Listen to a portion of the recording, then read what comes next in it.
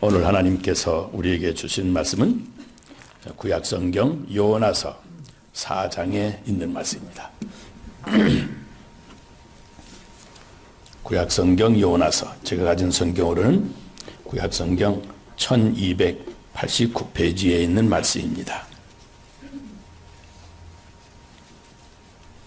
요나서 4장 1절 말씀부터 우리 끝절 말씀까지, 오늘은 내용이 좀 깁니다만은 다 한 목소리로 함께 이 말씀을 봉독하겠습니다. 요나서 4장 1절부터 끝절 11절까지 함께 있습니다. 시작. 요나가 매우 싫어하고 성내며 여호와께 기도하여 이르되, 여호와여, 내가 고국에 있을 때에 이러하겠다고 말씀하지 아니하였나이까? 그러므로 내가 빨리 다시스로 도망하여 싸우니 주께서는 은혜로우시며 자비로우시며 노하기를 더디하시며 인애가 크시사 뜻을 돌이켜 재앙을 내리지 아니하시는 하나님이신 줄을 내가 알았음이니이다. 여호와여, 원하건대 이제 내 생명을 거두어 가소서. 사는 것보다 죽는 것이 내게 나음이니이다 하니, 여호와께서 이르시되 내가 성내는 것이 옳으냐 하시니라. 요나가 성읍에서 나가서 그 성읍 동쪽에 앉아 거기서 자기를 위하여 초막을 짓고 그 성읍에 무슨 일이 일어나는가를 보려고 그 그늘 아래에 앉았더라. 하나님 여호와께서 박능쿨을 예비하사 요나를 가리게 하셨으니 이는 그의 머리를 위하여 그늘이 지게 하며 그의 괴로움을 면하게 하려 하심이었더라. 요나가 박능쿨로 말미암아 크게 기뻐하였더니 하나님이 벌레를 예비하사 이튿날 새벽에 그 박능쿨을 갉아먹게 하심에 시드니라. 해가 들 때에 하나님이 뜨거운 동풍을 예비하셨고 해는 요나의 머리에 쪼임에 요나가 혼미하여 스스로 죽기를 구하여 이르되, 사는 것보다 죽는 것이 내게 나으니이다 하니라. 하나님이 요나에게 이르시되 내가 이 박능쿨로 말미암아 성내는 것이 어찌 옳으냐 하시니, 그가 대답하되 내가 성내어 죽기까지 할지라도 옳으니이다 하니라. 여호와께서 이르시되 내가 수고도 아니하였고 재배도 아니하였고 하룻밤에 났다가 하룻밤에 말라버린 이 박능쿨을 아꼈거든. 하물며 이 큰 성읍 니느웨에는 좌우를 분별하지 못하는 자가 12만 명이요 가축도 많이 있나니 내가 어찌 아끼지 아니하겠느냐 하시니라. 아멘. 저 요단강을 건너간 저 세상 사람들끼리 한자리에 모여서 이 땅에 사는 동안 누가 자기 아내를 제일 사랑 많이 했는가 하는 대회를 열었답니다. 그런데 각 나라 전직 대통령들이 금메달, 은메달, 동메달을 차지하게 되었습니다. 동메달은 에이브라함 링컨이 탔습니다. 아내에 의한, 아내를 위한 삶을 살았기 때문입니다. 은메달은 케네디 대통령이 탔답니다. 아내가 나를 위하여 무엇을 해줄 것인가를 묻지 말고 내가 아내를 위해서 무엇을 해줄 것인가를 생각하며 살았기 때문이랍니다. 그런데 금메달은 우리나라 고 박정희 대통령이 받게 되었답니다. 왜냐하면 아내 사랑을 위한 역사적 사명을 띠고 나는 이 땅에 태어났다, 그렇게 믿었기 때문이랍니다.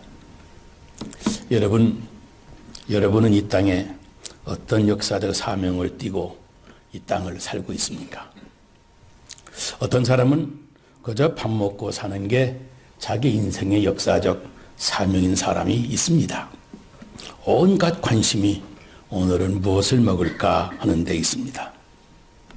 그런데 여러분, 이 교회가 이 땅에 존재하는 역사적인 사명은 무엇이겠습니까? 예수님이 이 땅에 왜 오셨고 예수님이 무엇을 위해서 십자가에서 죽으셨습니까? 바로 생명을 구원하기 위해서입니다. 그렇습니다. 교회 최우선적인 관심과 사명은 바로 생명을 구원하는 데 있습니다. 사탄에게 빼앗긴 하나님의 가족들을 다시 되찾아오는 것입니다. 그런데 문제는 요즘의 교회나 성도들이 이 영적인 일에 무관심해서 특별히 영혼을 구원하는 일, 전도하는 일에 점점 관심을 잃어가고 있다고 하는 사실입니다. 오늘날 교회가 위기에 바로 여기에 처해 있는 것이고 성도들의 영적인 위기가 바로 여기에 있는 것입니다. 요나서는 하나님 아버지의 마음을 우리에게 보여주는 한편의 드라마라고 말할 수 있습니다. 주전 9세기 저 아수르의 수도 니느웨라고 하는 도시는 세계 중심지였지만 사람들이 아주 잔인한 침략 근성에다가 우상 숭배와 육체적인 향락을 즐기고 있었던 사람들입니다. 하나님은 선지자 아미떼의 아들 요나를 불러서 니느웨 성에 찾아가서 복음을 전하고 그들에게 회개를 촉구하라고 명령하셨습니다. 그런데 요나는 항명을 하고 배를 타고 타시스로 도망을 가고 있었습니다. 그러자 요나는 큰 풍랑을 만나고 마침내 고기 뱃속에 던져지게 된 뒤에야 처절하게 하나님 앞에 3일 동안이나 회개를 합니다. 하나님으로부터 다시 니느웨 성에 가서 말씀을 전할 기회를 부여받습니다. 그래서 그곳에 가서 회개하지 아니하면 40일 후에 이 성이 다 멸망할 것이라고 선포했습니다. 그리고 나서 요나는 동편 언덕에 올라가서 그 성이 망하는 것을 보고 싶어 했습니다. 그런데 이게 웬일입니까? 자기가 억지로 전한 그 말씀 한마디에 니느웨 사람들이 왕으로부터 시작해서 온 백성들이 크게 회개하고 다들 하나님 앞에 돌아오는 겁니다. 그러니 하나님이 용서하시고 오히려 하나님이 복을 내려주시는 겁니다. 그래서 이런 뜻밖의 현실을 목도하고는 요나가 말합니다. 하나님, 어떻게 저렇게 못된 인간들을 용서하시고 복을 주시는 겁니까? 하고 원망을 합니다. 그때 마침 이글거리는 태양이 타오르고 요나의 머리에 내려쬐고 있었습니다. 하나님께서 갑자기 박넝쿨 하나로 그 태양을 가로막아 요나에게 시원한 그늘을 만들어 주었습니다. 그런데 그 그늘 하나 때문에 요나는 원망하던 것을 잊어버리고 몹시도 기뻐하게 됩니다. 그런데 그만 그 벌레 한 마리를 보내서 박넝쿨 줄기를 갈아먹게 하고 뜨거운 동풍이 훅 불어오더니 그만 그 박넝쿨이 바싹 말라 죽어버리고 맙니다. 그러나 요나는 이제 또 하나님을 향해서 원망을 시작합니다. 그때 하나님이 묻습니다. 요나야, 그 박넝쿨 내가 심었냐? 내가 그 박넝쿨을 자라게 했느냐? 내가 그 박넝쿨 하나를 그렇게 아끼고 좋아하고 사랑할진데 내가 만든 니느웨 성, 내 백성들, 그 수많은 사람들, 12만여 명이나 되는 사람들을 내가 어찌 아끼지 아니하겠느냐고 반문하신 겁니다. 여러분, 여기 본문에 나오는 요나, 이 요나는 오늘 이 땅에 살았던 그 옛날 어떤 사람이 아닙니다. 요나는 여기 서 있는 요놈의 나, 이 요나를 말하는 겁니다. 그렇습니다. 요나는 오늘 이 땅의 성도들, 우리들을 말합니다. 우리들 자신입니다. 그런데 요나서를 읽다 보면 마음에 한 가지 질문이 생깁니다. 도대체 요나라고 하는 사람은 그동안 무엇을 기뻐하며 살았을까 하는 질문입니다. 요나서를 읽어보면 아시겠지만 한 번도 요나는 기뻐했다는 말이 없습니다. 선지자로 하나님의 부름을 받았을 때에도 기뻐했다는 말이 없었던 사람입니다. 그러니 다시스로 도망가며 기뻐했겠습니까? 물고기 뱃속에서 회개하면서 기뻐했겠습니까? 모래바닥에 토해져서 살이 찢어지고 사가진 자기 모습을 부둥켜 안고 기뻐했겠습니까? 심지어 3일길을 걸으며 복음을 전하면서도 그가 기뻐했다는 기록이 성경에는 없습니다. 그랬던 요나입니다. 그런데 마지막 장에 와서 기뻐하는, 이 요나가 기뻐하는 한 모습을 우리에게 보여줍니다. 동편 언덕에 올라가 있을 때에 장렬하는 태양 때문에 뜨거워서 몹시도 불평을 합니다. 그때 하나님께서 그늘을 만들어 주신 그 박넝쿨 하나 때문에 그가 지금 기뻐하는 겁니다. 요나서 전체에 꼭 한 번 요나가 심히 기뻐했다고 하는 기록이 여기 한 번 나옵니다. 생각해 보세요. 선지자라고 하는 사람이 고작 이런 것을 기뻐하며 인생을 살았는가 하는 그런 질문이 생기지 않습니까? 그 기쁨의 수준이 너무도 유치하지 않습니까? 여기 박넝쿨이라고 하는 것은 우리나라 호박넝쿨, 박넝쿨 그런 것을 의미하는 것 아닙니다. 학명으로는 팜크리스트라고도 하고 히브리 사람들은 이것을 각기온이라고도 부르는데 이건 땅에 심기만 하면 며칠 내에 무려 3m 정도 훨씬 자라고 그 잎사귀가 크고 넓기 때문에 쉽게 사람에게도 햇볕을 가리고 그늘을 만들어 주었는데 그 잎이 한번 나오면 2, 3일 정도는 피어 있어서 시들지 않고 그러다가 시들어버리는 그런 나무입니다. 사람들이 회개하고 구원받는 그 멋진 광경을 보고도 선지자가 기뻐하지를 않았습니다. 더구나 한 사람의 구원이 아닙니다. 한 도시 전체가 돌아오는 구원의 역사입니다. 천국에서는 지금 커다란 잔치가 벌어지고 있을 터인데 당대 최대의 도시가 하나님 앞에 온전히 회개하고 돌아오는 이 놀라운 역사 앞에서도 글쎄 하나님의 선지자라고 하는 요나는 전혀 기뻐하지를 않았습니다. 드디어 불평 섞인 원망을 하고 있습니다. 그러던 요나가 그늘을 만들어줄 박넝쿨 하나 그것을 보고는 그렇게 기뻐했다는 말입니다. 여러분 사람이요 영적인 침체에 빠지면 아주 이렇게 우스꽝스러운 모습으로 변질이 됩니다. 성도들이 기뻐해야 될 때, 슬퍼해야 될 때 그때를 혼돈합니다. 무엇 때문에 웃어야 되고 무엇 때문에 울어야 하는지 그 가치관이 혼돈되고 마는 겁니다. 여러분의 기쁨과 행복의 기준이 무엇입니까? 주어진 환경 속에서만 기쁨을 찾는다면 여러분 세상 사람들과 다른 점이 없습니다. 보세요. 한 영혼이 예수 믿어 구원받는 것이 나에게는 아무런 의미가 없고 상관이 없고 하나님의 말씀에 부딪혀 하나님의 음성을 들을 때 아니 내가 기도할 때마다 응답해 주신 하나님의 음성 앞에서 나는 너를 소중히 여기노라고 하시는 하나님의 음성을 듣고서도 내가 조금 더 기뻐하지 않고 감동하지 않습니다. 감격하지 않습니다. 그러면서 한 끼 맛있는 음식을 먹고 나서는 기뻐하는 것 이것이 인생의 전부라고 한다면 여러분 신앙인으로서 뭔가 잘못된 것 아니겠습니까? 전에 어떤 분 VIP 한 명을 초대하고 그렇게 좋아하고 있는 모습을 보았습니다. 몇 달 전부터 기도하고 사랑을 베풀고 그 많은 공을 들였었는데 그날 그렇게 나왔다고 하면서 좋아서 어쩔 줄 몰라 하는 것을 보았습니다.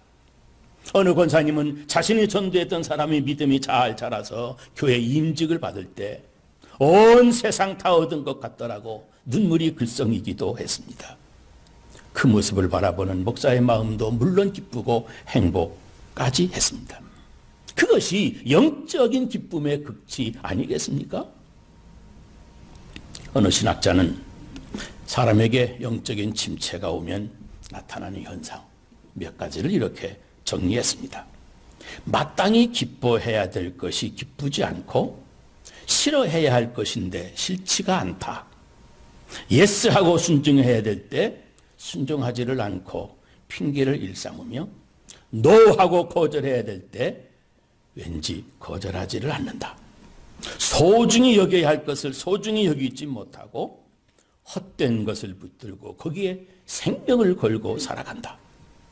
마음속에 사랑이 식어가고 주의 일을 한다고 하면서 상처와 시험만 받는다. 그렇게 지적했습니다. 옳은 지적입니다. 여러분의 기쁨은 무엇입니까? 여러분은 무엇을 기뻐하며 인생을 살고 있습니까? 여러분에게 영적인 기쁨이 정말 있습니까? 여러분이 기뻐하는 것이 과연 하나님도 기뻐하는 것입니까? 하나님은 아무렇지도 않은 것, 하나님은 전혀 싫어하시는 것, 도리어 그것을 여러분은 기뻐하며 살고 있지는 않습니까? 여러분이 느끼며 감사해야 하는 그 기쁨의 소재가 도대체 어떤 것입니까? 여러분의 기쁨의 차원이 육체적이고 물질적이고 아니면 영적인 것입니까? 온 천하보다도 귀한 영혼이 구원받는 일, 잃어버려진 하나님의 사람이 예수 믿어 구원받는 것을 기뻐하는 그런 영적인 차원에 있는 기쁨입니까?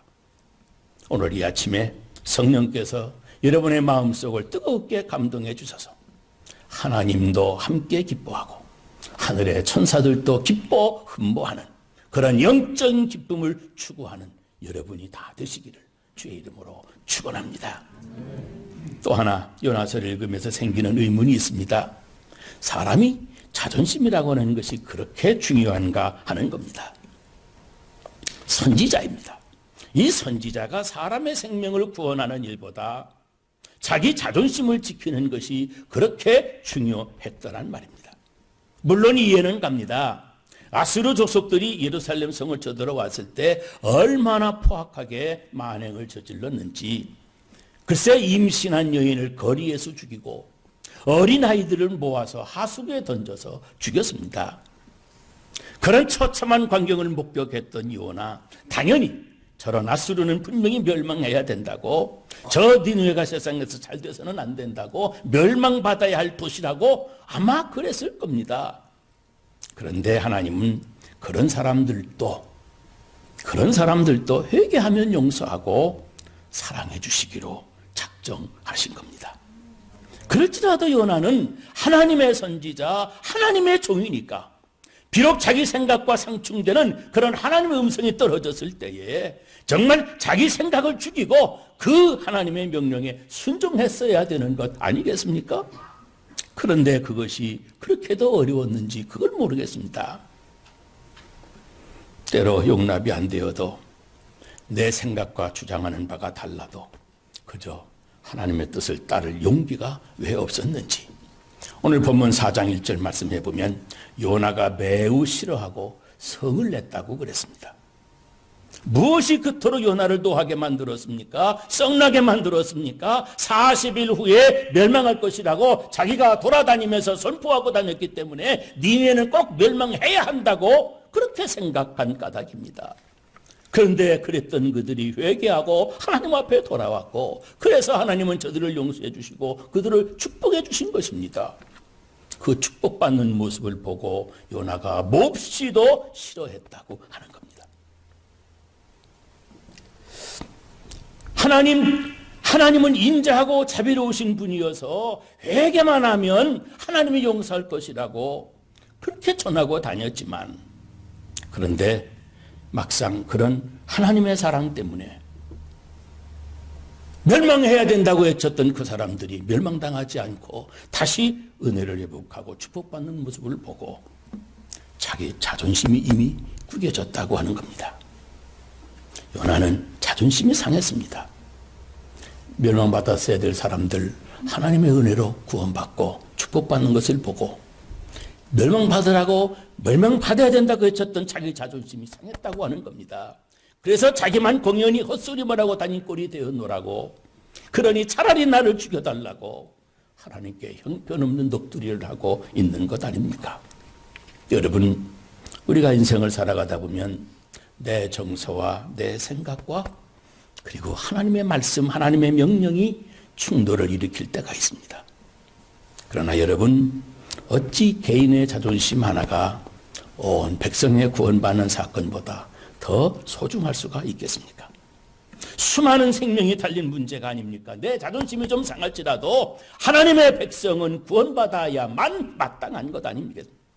오히려 내가 손해 좀 보고 내가 자존심이 좀 더 상처를 받는다고 할지라도 이 영혼 구원만큼은, 이 영혼들만큼은 주님 앞으로 돌아와 회개하고 구원받아야 하는 것 아니겠습니까? 이게 하나님을 믿는 사람들의 진실한 마음가짐인 것입니다. 여러분들은 하나님의 뜻 때문에 무엇을 손해보았고 어떤 상처를 받아보셨고 하나님의 말씀을 이루느라고 무엇을 빼앗겨 보았습니까? 사실 그 모든 것들이 지금은 빼앗기는 것이고 잃어버리는 것이고 손해를 보는 것들이지만, 그런 것들이 다 모두가 다 천국의 면류관이 되는 겁니다. 하나님은 나를 위해서 독생자를 뺏기셨습니다. 내 자존심의 문제가 아닙니다. 하나님의 자존심, 신존심이 살면 되는 겁니다. 또 하나는 요나가 아끼는 것이 도대체 무엇인가 하는 겁니다. 요나가 사랑하는 것, 요나가 좋아하는 것, 그래서 아끼고 싶은 것이 무엇인가 하는 겁니다. 이 요나서의 마지막은 우리가 읽었지만 내가 아끼노라 하는 말로 끝납니다. 마지막 절을 보세요. 하물며 이 큰 성읍 니느웨에는 좌우를 분별하지 못하는 자가 12만여 명이고 가축도 많이 있나니 내가 어찌 아끼지 아니하겠느냐 하시니라 그랬습니다. 여러분, 우리는 지금 이 가격이라고 하는 것과 가치라고 하는 것, 이 가격과 가치가 혼돈을 일으키는 시대를 살아가고 있습니다. 사람을 평가하고 판단하는 데 있어서 그 사람의 됨됨이 사람의 가치로 판단하는 것 아니고 그 사람을 가격으로 환산하려고 합니다. 그가 얼마만큼 돈을 버는가, 돈을 버는 재능이 있으면 얼마나 있는가, 그의 실용성 여하에 따라서 사람을 평가합니다. 가격으로 사람을 환산하려고 합니다. 이런 것은 여러분 가치가 아니고 가격에 불과한 것을 우리가 가치로 받아들이려고 하는 시대라고 하는 겁니다. 그의 영혼, 그의 인격, 그의 생명, 그의 신앙, 그의 하나님과의 관계, 이 사람의 본질로 사람을 평가하지를 않습니다. 보세요. 사람의 가치관이 왜곡되고 나면 사람들이 무엇이 소중하고 무엇이 덜 소중한지, 사람이 무엇 때문에 기뻐해야 되고 무엇 때문에 분노해야 되고 슬퍼해야 되는지 그 기준이 흔들리고 무너지고 마는 겁니다. 그래서 누군가가 말한 대로 어떤 미친 사람이 백화점에 뛰어들어가서 정가 표시를 모두 바꾸어 놓은 것처럼 현대인들은 그렇게 가치관이 혼돈되어 버린 뒤죽박죽이 된 세상을 살아가고 있는 겁니다. 여러분이 성도들이 가져야 될 최고의 가치가 무엇이겠습니까? 사람에 대한 최고의 가치, 바로 사랑입니다. 하나님을 사랑하는 것, 하나님이 소중히 여기는 하나님의 사람들을 최고로 사랑하는 것, 그것이 최고의 가치관입니다. 내 눈으로 사랑할 가치가 없는 그 사람을 하나님이 사랑한다고 해서 나도 과연 사랑할 수 있겠는가? 그 사랑하되 어디까지 사랑할 수 있는가? 그게 중요한 질문입니다. 내가 내게 있는 모든 것으로 구제하고 내 몸을 불살라 줄지라도 사랑이 없으면 내게 아무 유익이 없느니라 그랬습니다. 사람 영혼에 대한 우리의 최고의 사랑, 바로 사랑입니다. 사랑. 중국에 선교사로 헌신했던 허드슨 테일러가 안식년을 맞이해서 본국에 돌아갔습니다. 신학교에 찾아가서 선교 보고를 간증하듯 많은 이야기를 했습니다. 그 선교 간증을 듣고 많은 신학생들이 선교사가 되겠노라고 지원을 했습니다. 나도 중국에 가서 복음을 전하겠습니다. 지원을 한 겁니다. 그래서 이들을 면접을 하는데 당신은 왜 중국에 선교사로 가려고 합니까? 학생들이 대답을 합니다. 영혼을 살리기 위해서, 저 중국의 수많은 영혼들을 주님 앞으로 인도하기 위해서 가겠습니다. 어떤 사람은 하나님의 영광을 위해서. 그렇게 대답하는 학생들에게 테일러가 이렇게 말했습니다. 다 소중한 대답입니다. 그런데 그것만 가지고는 선교사로 갈 수가 없습니다. 그래서 학생들이 묻습니다. 선교사님, 선교사님은 도대체 왜 중국의 선교사로 가셨습니까? 네, 저는 하나님을 사랑합니다. 하나님이 중국 사람을 사랑하는 그 중국 사람을 나도 사랑하기 때문입니다. 오직 사랑 때문입니다. 하나님을 향한 사랑, 그 하나님의 사랑이 향하는 사람을 향한 사랑, 그것 때문에 갔습니다. 우리 예수님께서 베드로에게 초대교회 약물을 맡기시면서 내가 얼마만큼 충성할 수 있느냐 그렇게 묻지 않았습니다. 내가 얼마나 열정적으로 내 사역을 감당하겠느냐 그렇게 묻지 않았습니다. 우리 주님이 물으신 질문은 아주 간단합니다. 내가 나를 사랑하느냐 그랬습니다. 내가 교회를 섬기는 그것이 참으로 하나님을 사랑해서 하는 것이냐, 내가 하나님 앞에 드리는 작은 정성들이 정말 주님을 사랑하기 때문에, 주의 몸된 교회를 사랑하기 때문에 드리는 정성이냐, 그것을 묻는 겁니다. 내가 나를 사랑하느냐? 내가 나를 사랑하느냐? 내가 나를 사랑하느냐? 적어도 우리는 이 질문 앞에 주님, 내가 주님을 사랑합니다, 예 하고 답할 수 있어야 됩니다. 우리나라 어떤 선교사님은 옷을 입지 않고 사는 그 지역의 원주민들에게 복음을 전하기 위해서 자기도 옷을 다 벗고 그리고 다니면서 복음을 전했다고 합니다. 사람들이 어떻게 그것이 가능하겠느냐고 물었더니 그들을 사랑하니까 그들같이 벗을 수 있었다고 대답을 하더랍니다. 하나님을 사랑하는 사람은 하나님을 위해서라면 내 자존심 아무것도 아닙니다. 자존심도 벗을 수가 있습니다. 죽을 수도 있습니다. 버릴 수도 있고 포기할 수도 있습니다. 그럴 때 비로소 하나님의 기적이 거기 일어나기 시작하는 겁니다. 이 땅의 환경 조건 때문에 울고 웃는 인생이 되기보다는 내게 주어진 사명 때문에, 이 사명 감당하는 이 보람 때문에 기뻐서 우리고 웃으면서 그 행복감 때문에 감격해야 되는 것입니다. 사랑하는 여러분, 천하보다도 더 귀하고 온 천하보다 귀한 그 한 생명의 가치를 여러분 얼마나 알고 얼마나 사랑하고 살아가십니까? 하나님이 사랑하고 소중히 여기는 그것을 여러분은 얼마나 사랑할 수가 있습니까? 여러분이 하나님이 사랑하는 사랑이라는, 하나님이 사랑하는 사람이라고 하는 그 한 가지 사실, 그 이유만으로 여러분들이 싫어하는데도, 여러분들이 멸시하는 마음이 마음속에서 우러나오는데도 그래도 그를 과연 사랑할 수가 있겠습니까? 하나님이 오늘 이 성탄절 아침에 우리들에게 묻는 말씀이 있습니다. 이 요나, 나의 가치관은 생명 가치관이라. 나의 가치관은 영혼 가치관이다. 내 가치관은 구원의 최고의 가치를 두는 구원 가치관이다. 한 영혼이라도 구원하려고 이렇게 누추한 너의 인간의 육신을 입고 이 마국간에 찾아온 성탄절 아니냐, 그렇게 물으시는 겁니다. 너의 생각과 너의 정서도 중요하고 너의 느낌도, 너의 소중도, 너의 신념도 중요하겠지. 그러나 나 하나님 여호와, 너를 창조한 하나님, 천지 우주 만물을 지으신 하나님, 이 오주의 은행자가 되시는 하나님이 무엇을 기뻐하고 무엇을 소중히 여기는지 너 생각해 보았느냐? 하나님이 무엇 때문에 기뻐하시는지, 무엇 때문에 가슴 아파하시는지 너 하나님의 마음을 생각해 본 적이 있느냐? 하나님이 왜 이 성탄절에 동정녀 마리아의 몸을 빌려 이 땅에 인간의 육신을 입고 탁하고 더러운 죄악 세상 제일 낮은 곳에 내려오셨는지 너 생각해 보았느냐 물으시는 겁니다. 그런데 요 나의 가치관과 이 하나님의 가치관이 철저하게 대조가 되어 있지 않습니까? 요 나의 가치관, 요 나의 가치관이 박넝쿨에 머무고 있는 한 절대 하나님의 가치관으로 우리가 돌아갈 수가 없습니다.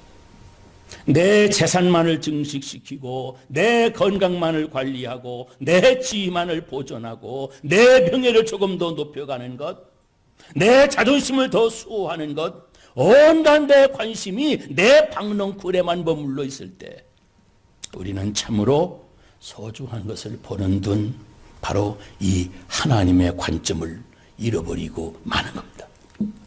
복음적인 가치관, 성경적인 가치관, 하나님 나라 영적인 가치관을 우리가 잃어버리고 그리고 세상을 살아간다는 말입니다.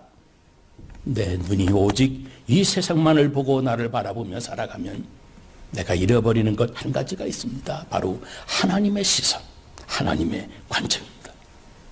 물론 하나님께서 우리에게 주신 환경, 그 분복을 내가 이 땅을 살아가면서 누리는 것, 이것을 나무라는 것이 아닙니다. 그러나 거기에만 빠져 매몰이 되어서 살면 하나님 나라를 우리가 얻을 수가 없습니다. 여러분, 우선순위를 말하는 겁니다. 무엇을 먼저 구할 것인가, 무엇을 더 소중히 여길 것인가, 우리에게 묻는 질문입니다. 너 지금 무엇을 먼저 구하느냐? 너희는 먼저 그의 나라와 그의 의를 구해라. 그리하면 이 모든 것을 다 이루어 주시리라. 그러지 않았습니까? 만약에 내 눈이 박능쿨에 가려서 찾아 섬기고 구원해야 될 그런 이웃을 내가 보지 못한다면, 박능쿨 가치관에 가려서 하나님의 소중한 마음을 내가 헤아리지 못하면, 오늘 본문 7절의 말씀처럼 하나님이 벌레를 보내실 수도 있고, 여러분 모든 것을 말라버리게 하는 뜨거운 동풍을 불게 하실 수도 있을 겁니다. 여러분이 소중히 여기는 것을 마르게 하실 수 있다고 하는 것을 인정해야 됩니다. 여러분이 아무리 소중히 여길지라도 벌레를 보내 갉아먹게 할 수도 있고, 하나님이 뜨거운 동풍을 보내서 한 번에 싹 쓸어버릴 수도 있다고 하는 것, 여러분 아셔야 됩니다. 천하 우주 만물이 다 하나님의 손안에 있는 것을 인정하십니까? 하나님이 아끼시는 것을 나도 아끼고, 하나님이 소중히 여기는 사람들을 나도 소중히 여기며 사는 것, 이것이 하나님 사람들의 가치관입니다. 요나를 끝까지 사랑하신 하나님, 우리들도 끝까지 사랑하십니다. 끝까지 우리를 아끼실 겁니다. 그러나 니느웨 성 사람들까지 아끼고 사랑하셨던 그 하나님, 하물며 여러분 옆에 불신자들을 하나님이 버리시겠습니까?